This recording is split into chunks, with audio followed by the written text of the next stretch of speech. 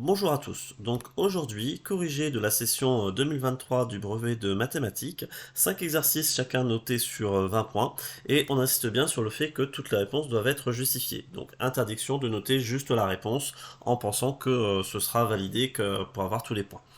On commence avec un exercice où on repère très rapidement un tableau, donc on peut s'attendre à des questions de type tableur ou des questions de calcul, donc d'une difficulté pas trop élevée. Donc je vais aller directement à l'essentiel. On a une première question où on demande de trouver l'étendue des prix des paires de lunettes de soleil. Donc on nous donne la réponse, 85 euros, on attend que vous écriviez le calcul. Alors voyons un petit peu, les prix des lunettes de soleil sont écrits ici. Donc le plus petit c'est 75, le plus grand c'est 160. On rappelle la formule de calcul étendue, c'est le maximum moins le minimum. On a donc le calcul 160 moins 75 qui fait 85. Ça confirme bien le résultat attendu. On attend de votre part un minimum d'effort sur les phrases réponses. L'étendue des prix est bien de 85 euros. On vous demande en question 2A. Quelle formule doit-on saisir dans la cellule G2 pour calculer le nombre total de paires de lunettes de soleil vendues en 2022? Attention à bien écouter bien comprendre la question. Là ici, si vous commencez à écrire 1200 plus 950 plus 875 plus 250 plus 300, oui, ça va vous donner le nombre de paires de lunettes vendues. Mais c'est pas ça qu'on vous demande. On vous demande quelle formule il faut donner à un ordinateur pour qu'il comprenne que le résultat que vous cherchez à obtenir. Donc déjà, la formule de l'ordinateur doit commencer par un égal. Donc le égal, vous allez le mettre ici, et vous allez dire le calcul que vous voulez faire. Alors, plusieurs solutions possibles. Vous pouvez dire que je veux faire la case B2, plus la case C2, plus la case D2, plus la case E2, plus la case F2. Une autre possibilité est de dire à l'ordinateur que vous voulez tout simplement faire la somme de la case B2 jusqu'à la case F2. Donc ces deux formules-là étaient les bonnes réponses acceptées. On vous demande en question B de calculer le nombre total de paires de lunettes. Donc cette fois-ci, vous faites vraiment le calcul. En le faisant de tête ou en utilisant une calculatrice, vous trouvez 3575. Donc 1200 plus 950 plus 175 plus 250 plus 300. Le nombre total de paires de lunettes vendues en 2022 est 3575.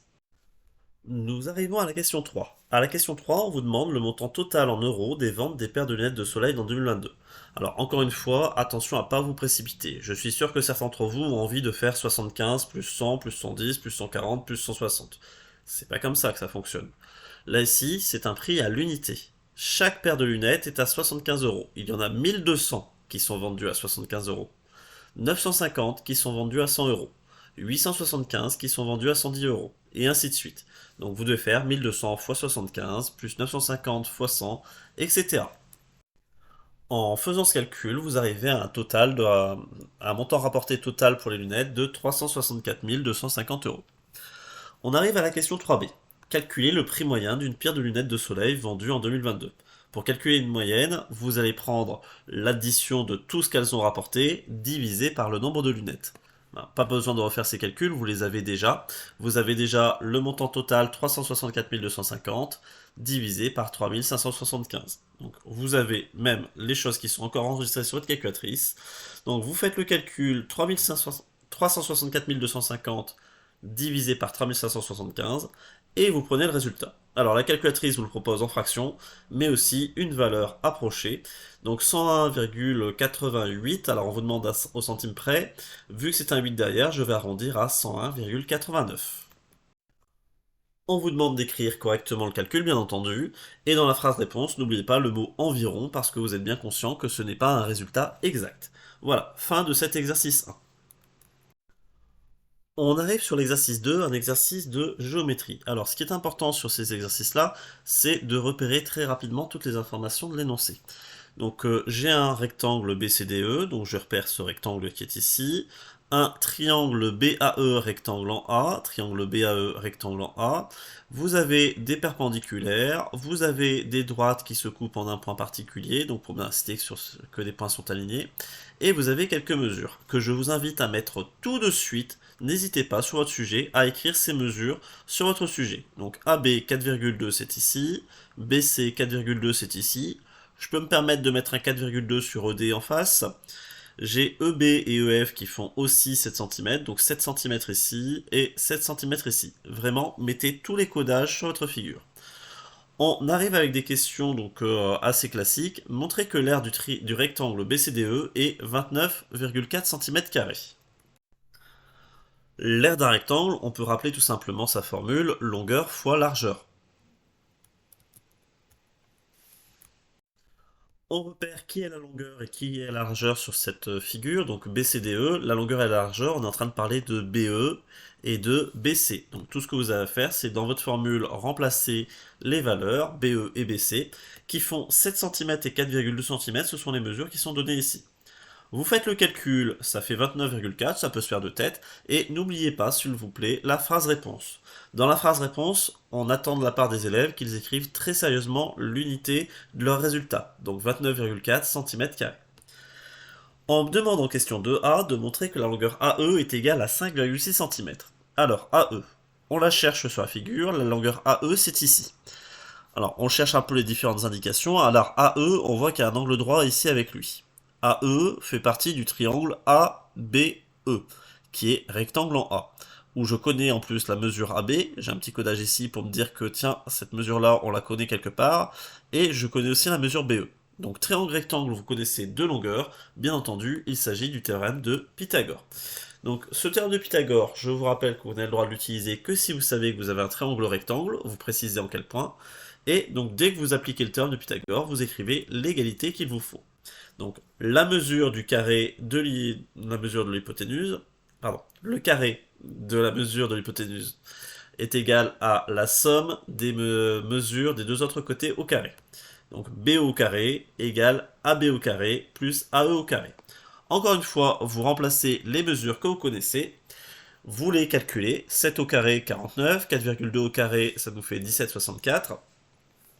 Et donc là, ici, vous avez une espèce de petite opération à trous, 17,64 plus quelque chose qui doit faire 49. Donc en vrai, vous savez que vous faites une soustraction. Donc AE au carré, la valeur qu'il manque est de 31,36. Et vous, ce que vous voulez, c'est AE. Donc il faut enlever ce carré. Pour enlever ce carré, vous savez que vous utilisez votre calculatrice. Sur votre calculatrice, vous cherchez simplement le symbole racine carrée. Racine carrée de 31,36 nous donne 5,6. Une fois que vous avez fait ça, vous n'avez plus qu'à écrire la réponse. Alors en faisant attention à un tout petit quelque chose, normalement vous allez surtout le voir en classe de seconde, mais quand vous avez la valeur d'un carré, il y a toujours deux possibilités. Une possibilité positive et une possibilité négative. Donc normalement je pourrais dire bah ça pourrait être aussi moins 5,6. Sauf que bien entendu, on parle d'une longueur. Une longueur c'est forcément positive. Encore une fois, je marque ma phrase réponse, le segment AE mesure 5,6 cm. On enchaîne en me demandant cette fois-ci l'aire du triangle rectangle ABE. Donc bah, c'est justement le triangle sur lequel on est en train de travailler. Donc un triangle rectangle, je vous rappelle qu'un triangle c'est la moitié d'un rectangle. En fait, il faut penser que vous faites la formule longueur fois largeur pour avoir un rectangle et qu'il suffit de diviser par deux pour avoir le triangle. Donc ça s'écrit pas exactement comme ça. Vous savez que pour avoir l'aire d'un triangle, vous faites côté fois hauteur relative divisé par 2. Alors côté, je vous parle par exemple du côté AE, que je vais multiplier par sa hauteur qui est AB. Donc une fois que j'ai fait ça, AB fois AE, je n'oublie pas de diviser par 2. Je remplace les mesures connues. Alors AB, je vous rappelle, 4,2 c'est donné dans l'énoncé. Et AE, ben, c'est justement la mesure que vous avez trouvée juste avant. Une fois que vous avez fait ce calcul, vous le tapez sur une calculatrice, elle vous donne le résultat. Et une fois que vous avez le résultat, vous n'oubliez pas, s'il vous plaît, encore une fois, votre phrase réponse. Dans la phrase réponse, l'aire du triangle ABE est de 11,76 cm². À la question 3, on vous demande de montrer que les droites ED et HA sont parallèles. ED et HA sont parallèles, c'est celle-là. Bon déjà, avant de chercher à faire le moindre calcul, regardez si c'est pas évident qu'elles sont parallèles. Donc déjà, à vue d'œil, on a l'impression qu'elles le sont, et en plus il y a des codages ici, regardez, vous avez deux angles droits. Donc la droite ED et la droite AH sont toutes les deux perpendiculaires à la droite CF. Propriété de sixième. Si deux droites sont perpendiculaires à une même troisième droite, alors elles sont parallèles entre elles. Là ici, vous êtes évalué sur le fait de le rédiger correctement. Donc la première chose, c'est vous donner les informations que vous avez repérées. J'ai repéré qu'il y avait des angles droits ici. J'ai repéré que ED était perpendiculaire à CF. Pareil, AH est perpendiculaire à CF. Une fois que je sais ça, je cite mon théorème. Si deux droites sont perpendiculaires à une même troisième droite, alors ces deux droites sont parallèles entre elles. Je n'ai plus qu'à conclure, vu que j'ai les deux angles droits ici, la droite AH et la droite ED sont parallèles. J'arrive ensuite sur la dernière question. Calculer la longueur AH. La longueur AH, donc bien entendu, c'était forcément lié à la droite qu'on avait juste avant. Juste avant, on vous a demandé des parallèles. Donc on est en train de se dire, tiens, ça sent le théorème de Thalès. Vous avez ED et AH qui sont parallèles, vous visualisez un triangle FED, vous visualisez un triangle FAH, vous êtes dans une configuration de Thalès. Alors, qu'est-ce qui m'autorise à utiliser une configuration de Thalès? Je rappelle les trois informations. Vous devez avoir des droites parallèles. ED et HA, c'est celle dont on a parlé juste avant. Il faut que les points que vous avez ici, F, E et A, soient bien alignés. Il faut que les points qui sont ici, F, D et H, soient bien alignés. Donc c'est bien précisé, tout va bien. Vu que j'ai ça, j'ai le droit d'utiliser le théorème de Thalès pour dire que j'ai l'égalité des rapports. Alors je vous rappelle comment on construit cette égalité. En haut, vous avez FE, FD et ED. Ce sont les trois côtés FE, ED et FE, ED et DF, ce sont les trois côtés du petit triangle. En dessous, FA, FH et AH, ce sont les trois côtés du grand triangle FAH. En mettant bien FE avec FA, FE va bien avec FA, FD va bien avec FH, et ensuite ED va bien avec AH. Donc ensuite, il faut que je remplace les mesures. Alors, voyons un petit peu ce que je connais comme mesure. Je connais la mesure de FE. FE, c'est celle qui est ici, elle fait 7 cm. Elle est donnée dans l'énoncé, elle est ici. Je connais ensuite la mesure, donc que je dise pas de bêtises, de ED. ED est ici, ED, je la connais, elle fait 4,2 cm, vu que c'est la même que celle de BC. Et malheureusement, si je regarde bien, il n'y a pas beaucoup d'autres mesures qui sont données. Et il y en a juste une qui est cachée très discrètement, c'est la mesure du segment FA. FA, vous avez EF qui fait 7 cm qui est ici, et vous avez EA qui est là. EA, il fait 5,6 cm. On l'avait montré à la question 2A.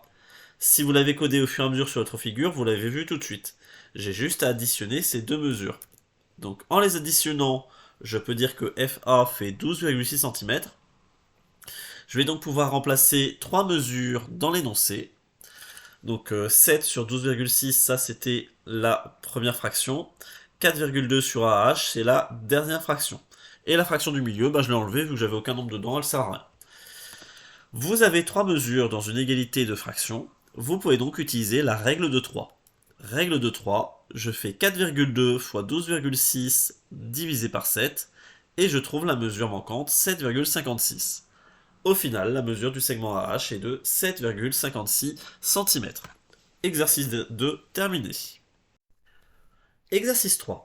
C'est un questionnaire à choix multiples, et donc les bonnes nouvelles, c'est qu'il y a une seule réponse qui est exacte, donc pas d'hésitation à est-ce qu'il y a plusieurs réponses possibles, et en plus, aucune justification n'est demandée. Bien entendu, dans cette vidéo, on expliquera chacune des réponses une par une. Première question. Dans une classe de 25 élèves, 60% des élèves sont des filles. Combien y a-t-il de filles dans cette classe? Une simple question de pourcentage, donc on vous demande 60% de 25 élèves.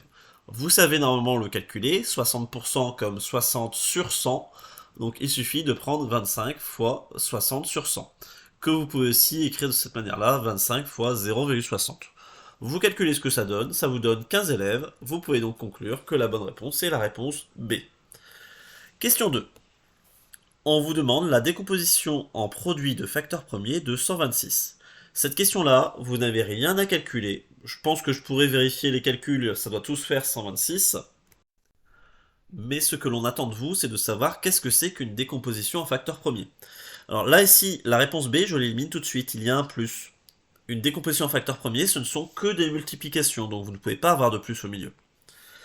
J'ai plus que la réponse A et la réponse C, qui sont toutes les deux des multiplications, tout va bien. Mais si vous regardez la réponse A, 2 fois 9 fois 7, 9. 9, ce n'est pas un nombre premier. 9, vous pouvez encore le décomposer. 9, il peut s'écrire encore 3 fois 3. Donc 2 fois 9 fois 7, ce n'est pas une décomposition en facteur premier. Donc la seule réponse possible, 2 fois 3 au carré fois 7, est la bonne réponse. Donc vous pouvez calculer, ça fait bien 126. La bonne réponse est la réponse C. Question 3. Une question de probabilité. Vous avez 17 jetons rouges, 23 jetons jaunes et 20 jetons bleus. Donc on en tire au hasard un du sac. Quelle est la probabilité d'obtenir un jeton qui est rouge ou jaune? Première étape, en probabilité, il faut toujours commencer par savoir combien est-ce que vous avez de jetons au total. J'en ai 17, plus 23, plus 20. 17 plus 23 plus 20, ça me fait 60 jetons. Donc les probabilités seront sur 60. Je cherche ensuite le nombre de jetons qui sont rouges ou jaunes. Rouge ou jaune, j'en ai 17 et 23, donc ce qui me fait 40 jetons qui correspondent. La probabilité est de 40 sur 60. Bien entendu, ça se simplifie. 40 sur 60, vous pouvez diviser par 10, ça fera 4 sur 6. Vous pouvez encore simplifier par 2, ça fera 2 sur 3. Donc, et vous avez la bonne réponse ici, c'est la réponse A. Question 4. Vous avez un octogone ici. Donc on vous dit qu'on fait une rotation. Donc on veut l'image du segment DC par la rotation. Donc ce segment ici, vous allez le faire tourner par la rotation de centre O qui transforme A en D. Alors A en D. A en D, en tournant autour du point O, vous pouvez dire le point A il a fait 1, 2, 3 pas. Donc je vais faire la même chose avec mon segment DC. Mon segment DC qui est là, je vais lui faire 1, 2, 3 pas, et j'arrive sur le segment FG, ou GF, ce qui correspond à la réponse B. Donc il y avait le piège GE. GE, c'est pas un piège, parce que GE, si vous regardez, GE et le segment DC ne se ressemblent pas du tout. Donc c'est pas possible que ce soit lui. Et l'autre segment piège, c'est le segment AH, où on pense que vous avez peut-être fait l'erreur de tourner dans le mauvais sens. Donc bonne réponse, le segment DC a pour image le segment GF. Donc réponse B. J'arrive sur la question 5, une question de calcul de volume. Donc le volume d'un pavé droit. Le volume d'un pavé droit, je sais que sa formule c'est R de la base fois hauteur. La hauteur est donnée directement, il s'agit de 1,5 m. La base, l'aire de la base, c'est un rectangle de longueur 2 et de largeur 1,3. Je refais le calcul classique, longueur fois largeur, 2 fois 1,3. Je calcule ce que ça donne. Ça va me donner 3,9.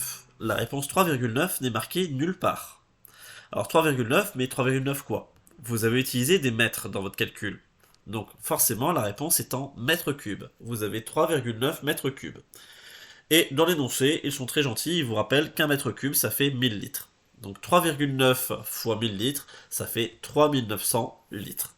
La bonne réponse est ici, c'est la réponse B. À partir du moment où vous trouvez le 3,9, vous devez vous rassurer quand même sur cette réponse-là. Nous arrivons sur l'exercice 4. Alors celui-là, donc on voit ici une forme géométrique, alors qu'on a déjà fait de la géométrie à l'exercice 2, mais observons un petit peu, c'est loin d'être un exercice difficile. On vous dit qu'on veut faire un escalier en bois de hauteur 272 cm. Alors n'hésitez pas à vous placer tout de suite sur votre figure ici, 272 cm.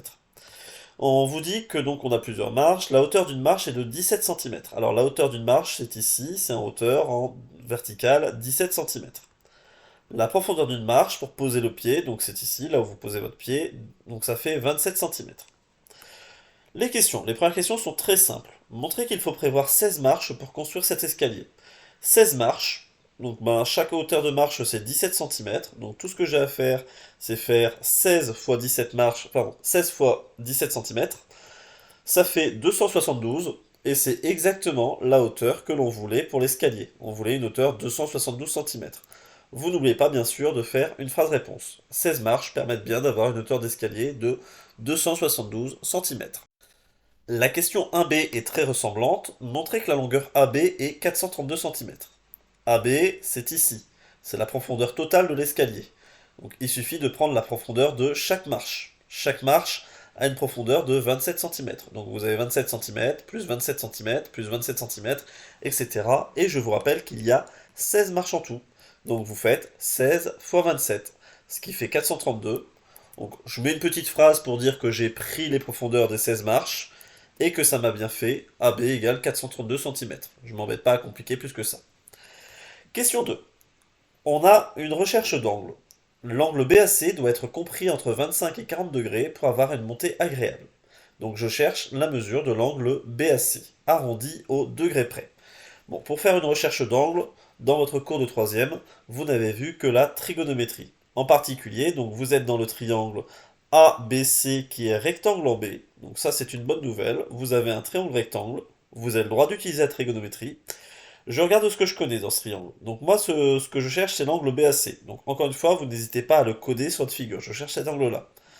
Je connais la mesure de AB qui fait 432 cm. AB, c'est le côté adjacent. Je connais aussi la hauteur de l'escalier qui est ici, qui est en face, BC, fait 272 cm. C'est le côté opposé. Donc j'ai besoin donc d'une formule qui utilise le côté opposé et le côté adjacent. Vous la connaissez, c'est tangente. Tangente égale côté opposé sur côté adjacent, c'est-à-dire BC sur AB. Je remplace, ça fait 272 sur 432. Après, il faut que vous sachiez utiliser votre calculatrice. Donc, pour trouver la valeur de l'angle, vous allez utiliser ce qu'on appelle arc-tangente. Arc-tan ou tan-1 selon vos modèles de calculatrice. Vous faites ce calcul-là sur votre calculatrice, donc ce calcul qui est ici, et la calculatrice va vous donner une valeur approchée. Des petites choses à faire quand même, vérifiez que votre calculatrice est bien réglée en degrés. Normalement, vos professeurs vous ont appris à le faire. Vous cherchez l'option arc-tan ou tan-1. Normalement, la majorité des calculatrices, il suffit de repérer la touche tangente. Vous appuyez sur Shift d'abord et vous appuyez sur cette touche-là ensuite. Vous écrivez votre calcul à l'intérieur et votre calculatrice vous donne le résultat approché. Alors, on voulait un résultat approché au degré près, donc la réponse ici c'est environ 32 degrés. Une fois que vous l'avez, vous pouvez écrire votre réponse. Donc, j'ai à peu près 32 degrés. Et pour enchaîner avec la question suivante, est-ce que l'escalier permet une montée agréable? La question revient à dire, est-ce que je suis entre 25 et 40 degrés? Bien entendu. Donc, l'angle BAC mesure environ 32 degrés. C'est bien entre 25 et 40 degrés. Je peux donc affirmer que l'escalier permet une montée agréable. J'arrive sur la dernière question. Alors, dernière question, on a du Scratch. Donc, on a un programme Scratch ici qui est déjà tout préparé. On vous dit que on veut dessiner l'escalier en utilisant ce programme. Donc on vous dit 1 cm représente un pas sur Scratch, et on vous dit qu'il y a des trous à compléter. Donc là ici je vois que j'ai des choses à compléter ici. Donc 4 valeurs à compléter. J'ai déjà préparé le programme ici, il ne reste plus qu'à compléter les trous. Alors donc premier trou, vous avez quelque chose que vous allez devoir répéter plusieurs fois. Alors bon bah le questionnement à faire c'est qu'est-ce que je dois faire? Je dois représenter un escalier. Donc je dois dessiner des marches. Je dois dessiner combien de marches? Dans l'énoncé, je sais que je dois prévoir 16 marches. Donc là ici, c'est évident, il faut répéter la chose 16 fois. Alors ensuite, donc là ici, le crayon, il est prêt à dessiner dans ce sens-là, donc dans le sens horizontal. Donc là ici, la première chose à faire, c'est qu'il va falloir tourner le crayon de 90 degrés pour qu'il dessine à la verticale. Donc là ici, on me propose de tourner, ben, je vais tourner de 90 degrés. Alors maintenant la question c'est combien je fais de pas. Je sais que cette marche a une hauteur de 17 cm. Et on m'a dit tout à l'heure que 1 cm ça faisait un pas. Donc bah, j'avance de 17 pas. Alors là ici c'est déjà complété parce que dans l'énoncé on vous disait déjà il faut tourner vers la droite de 90 degrés. Bien entendu, alors vous êtes en train de tracer là ici la verticale. Maintenant je vais tourner à droite de 90 degrés pour pouvoir tracer l'horizontale. Donc, et cette fois-ci, de combien de pas je dois avancer? Je sais que la profondeur de ma marche qui est ici fait 27 cm. Je vous rappelle que c'est dit dans l'énoncé. Donc là, ici, il va falloir que je fasse 27 pas. Donc les nombres à compléter étaient 16, 90, 17 et 27.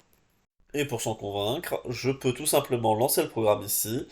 Donc je lance le programme Scratch et j'ai bien vu qu'il m'a dessiné mes 16 marches une par une. Bon, bien entendu, le jour du brevet, vous n'avez pas Scratch avec vous pour vérifier ce que vous avez fait. Cela met fin à la correction de cet exercice 4. Il ne nous en reste plus qu'un. Exercice 5. Donc nous avons des programmes de calcul, un programme A et un programme B. Donc les premières questions sont classiques, on va vous demander de vérifier des résultats avec les programmes. Donc question 1A. Montrez que si on choisit -3 comme nombre de départ, le résultat obtenu avec le programme A est 11. Donc on m'oblige à prendre le nombre -3 en nombre de départ en utilisant le programme A. Donc on me dit choisir un nombre. Donc bah, je choisis -3 vu qu'on me laisse pas le choix. Je dois le multiplier par -2. Donc bah, c'est parti. Donc je fais -3 fois -2. Ce qui donne +6. Donc là ici je suis arrivé à la deuxième étape. Troisième étape, ajouter 5 à ce résultat. Donc plus 6, je dois lui ajouter 5. 6 et 5, ça fait 11. Donc conclusion, le résultat obtenu à la fin est 11.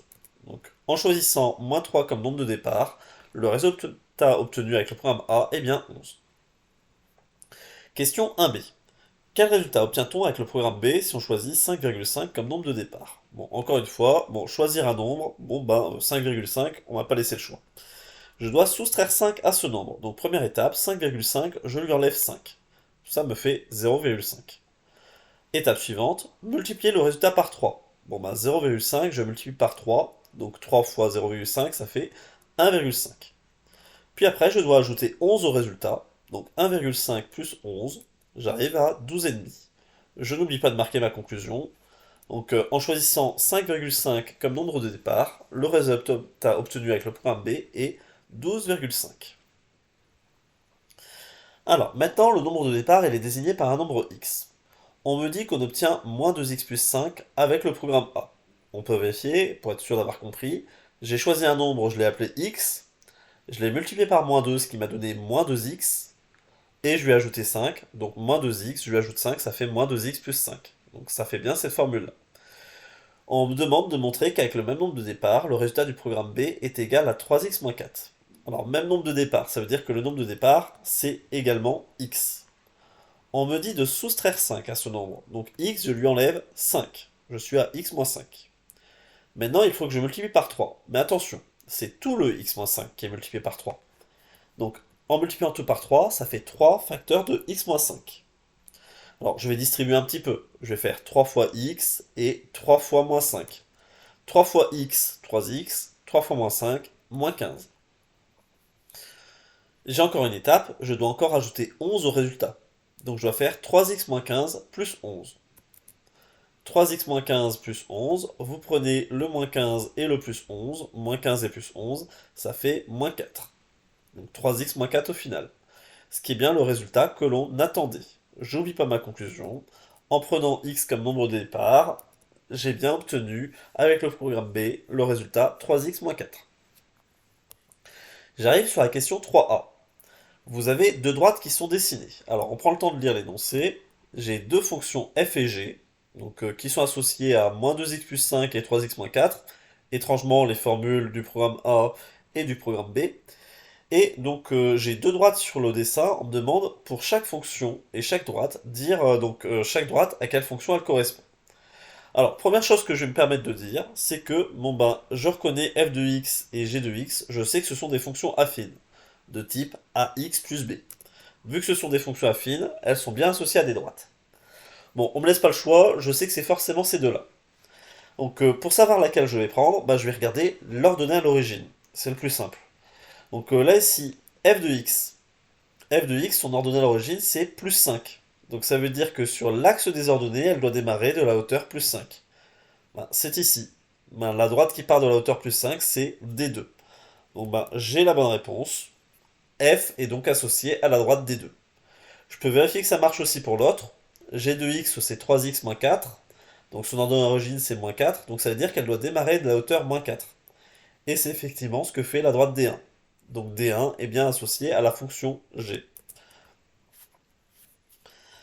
On me dit, par lecture graphique, question 3b, donnez le plus précisément possible le nombre dont l'image est la même par la fonction f et par la fonction g. Donc vous voulez que la fonction f et la fonction g donnent la même image. Donc ça veut dire que vous cherchez ici le point d'intersection. Donc vous cherchez le point d'intersection, je vous rappelle que l'image elle se lit ici, et donc vous cherchez à savoir quelle valeur vous avez pris au départ pour trouver cette image. Donc vous allez chercher le x qui est ici. Donc vous cherchez l'abscisse du point d'intersection de D1 et de D2. Alors je vais légèrement zoomer, donc c'est triche parce que sur une feuille de papier vous ne pouvez pas zoomer. Mais donc là, ici, je vais regarder ici à peu près. Alors, je suis aux alentours de 1,7, 1,8. Donc, c'est quasiment impossible de savoir avec certitude à quelle valeur je suis. Mais là, ici, je vois que je suis entre 1 et 2, que je suis assez proche du 2, que j'ai dépassé la moitié, que j'ai dépassé le 1,5. Donc, j'aurais tendance à dire 1,75, 1,8. Bon, je vais dire 1,8 pour l'instant. Donc, là, ici, je peux supposer x à peu près 1,8. Une fois que j'ai ça, Je peux presque deviner à l'avance la question qu'on me pose après. On me dit de déterminer par le calcul le nombre de départs pour lequel les programmes A et B donnent le même résultat. Donc c'est-à-dire quand est-ce que les formules moins 2x plus 5 et 3x moins 4 donnent la même image. Donc c'est-à-dire que là ici vous avez trouvé une valeur approximative à l'œil sur le graphique, on vous demande de trouver par le calcul la valeur exacte. Donc pour avoir très précisément le résultat. Alors pour avoir la même image, il faut que moins 2x plus 5 et 3x plus 4 donnent le même résultat. Donc ça veut dire que ça revient à chercher à résoudre l'équation quand est-ce que moins 2x plus 5 et 3x moins 4 donnent le même résultat. Vous avez appris à résoudre ce genre d'équation en quatrième, troisième. Donc là ici la technique c'est vous mettez tous les x du même côté et tous les nombres du même côté. Donc là ici à gauche je vais garder le plus 5 et j'ai le moins 4 que je vais déplacer à gauche, il va devenir plus 4. À droite je vais garder le 3x et je vais déplacer le moins 2x à droite, il va devenir plus 2x. Donc ça fait qu'à gauche je me retrouve avec 5 plus 4, à droite je me retrouve avec 3x plus 2x. Je calcule, ça me fait 9 à gauche et 5x à droite. Sauf que moi, je veux pas 5x, je veux x tout seul. Donc je vais me débarrasser de ce 5 en faisant une division. Donc je divise par 5. Mais attention, si je divise à droite par 5, il faut aussi que je divise à gauche par 5. Donc je fais le calcul, 9 divisé par 5. 9 divisé par 5, ça fait 1,8. Donc bah, ça tombe bien parce que tout à l'heure j'avais dit que le résultat il avait l'air d'être à peu près à 1,8. Bon, bah, j'ai plus qu'à conclure. Le nombre de départs donnant le même résultat avec les deux programmes est 1,8. Voilà. Ça met fin à la correction de cet exercice 5 et donc la correction de cette session 2023. J'espère qu'elle vous aura aidé à vérifier vos résultats ou à simplement préparer l'examen suivant.